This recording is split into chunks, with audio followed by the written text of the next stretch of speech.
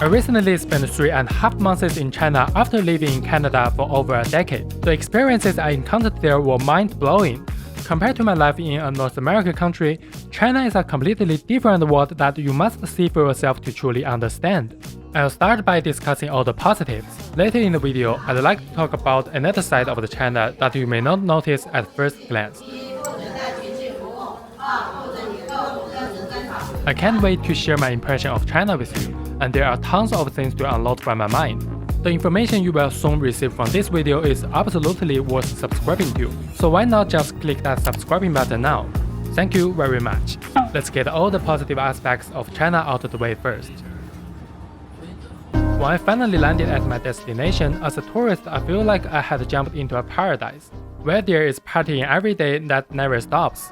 Everything here is so over the top and options are simply overwhelming. Even better, the size of the city is vast, expanding into the endless horizon, filled with tens of thousands of restaurants, shopping malls, clubs, and all kinds of leisure activity you can imagine within the law. To add icing to the cake, all the goods and services are at least 3 times cheaper than in Canada. After that come WeChat and Alipay. China's people literally rely on these two super apps to live their daily lives. They're like a second operation system on your phone, which contains almost all the functions and the entertainment you can imagine. You could just use one of these apps for everything without needing any other app installed on your phone. Besides these two, other apps are working toward becoming the next super app in China from various directions. One thing I've noticed, and it's quite funny actually, is that almost all the apps in China feature short videos and want to lend me money, regardless of their original purpose.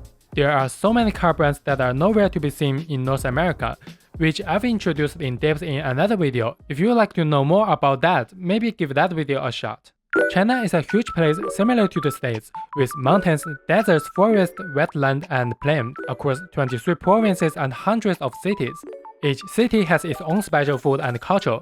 Luckily, transportation was very easy. Every major city has its own very well-maintained subway and public transit systems, and each city is connected with high-speed train that exceeds speeds of 300 km per hour. The public services are highly efficient. For example, I had 2 of my wisdom teeth removed in China. From walking into the hospital to diagnosis to having my teeth removed only took me 2 hours, and it cost me just $140. The people here also live in relative freedom.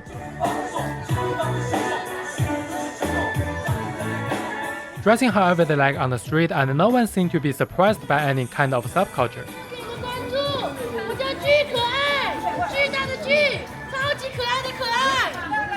Concepts like being gay, bisexual, lesbian, or transgender are so widely acknowledged to the point that no one cares anymore. You might hear a loud explosive sound from time to time for some reason, but no one ever panics over that because gun violence is extremely rare.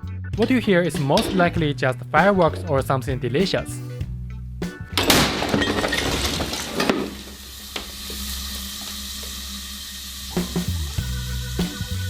The cameras are everywhere in the city, but the people in fact feel safer because they make all the criminal activities have nowhere to hide. If you're not an outdoorsy person, China still offers an abundance of options. Anything is available online, from groceries to food takeout, which typically arrives within just 30 minutes. The online shopping experience allows for the purchase of virtually any item imaginable or the ordering of custom-made products at low cost. Questions about products can be easily addressed and answered before the payment.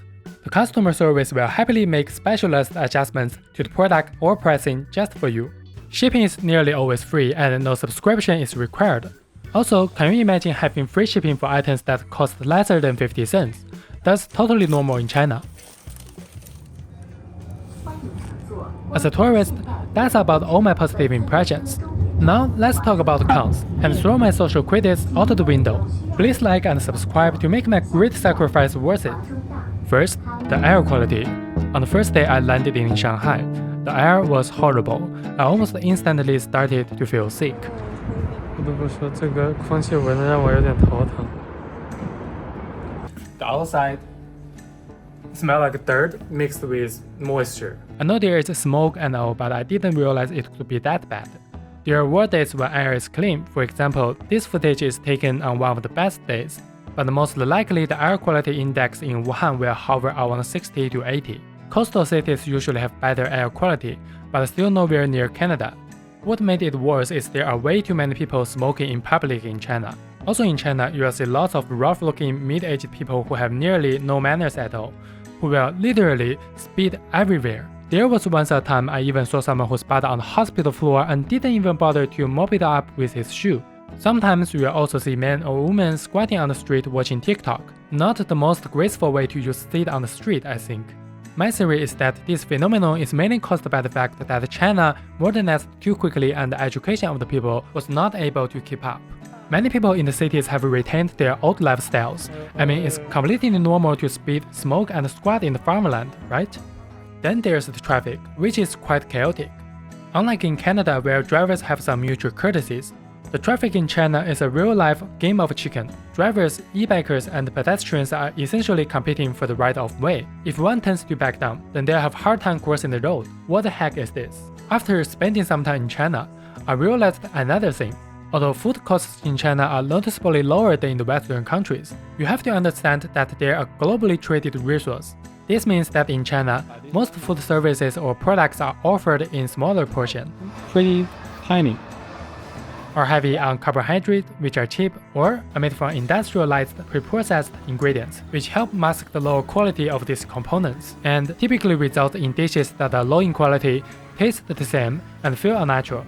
Not to mention the sourcing of raw materials have severe food safety issues due to extreme cost-saving measures, which is quite understandable actually. If you check online, you'll find that average GDP per person in China is 6 times smaller than in the United States. I've chatted with my friend back in China. From home, I know the average salary in Wuhan is only about $800 per month for university graduates. From the lower end, I heard plenty of people are only getting just about $400. Quality food is simply way too costly and won't stand out in the competition. From my experience of living in China for 3 months, a 20 yuan or $2.76 lunch is the typical cost for average workers, which may still be considered expensive for lots of people. In China, if you want to have some real food, you have to pay the price equivalent to what you would pay in developed countries. Any food that's cheaper than you would expect will likely be of lower quality. Overall, I have a pretty good impression of China personally, despite all the downsides. If you are a tourist to China, you would enjoy it just as I did. Most of the downsides won't affect you. On the contrary, the lower cost of living and manpower offers a lot of opportunities. Besides, there are abundant leisure activities and complete public utilities which are delightful to use. The air quality would be an issue, but it could be largely resolved by moving away from landlocked cities like Wuhan to a coastal city like Hangzhou. On the personal side, after being away from family for so many years, being able to be with family feels warm and calming. Revisiting those old objects and locations of my childhood made me feel like swimming in a dream. All those scattered memories returned, merging past and present in a tender embrace. Here among loved ones, time softens and every shared silence speaks of home.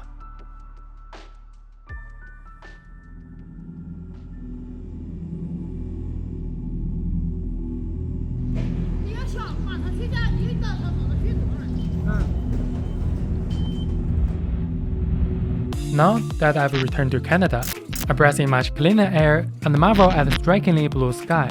People are more courteous and the ingredients in the food are of superior quality. Yet, a void lingers in my heart. And that's the end of this video.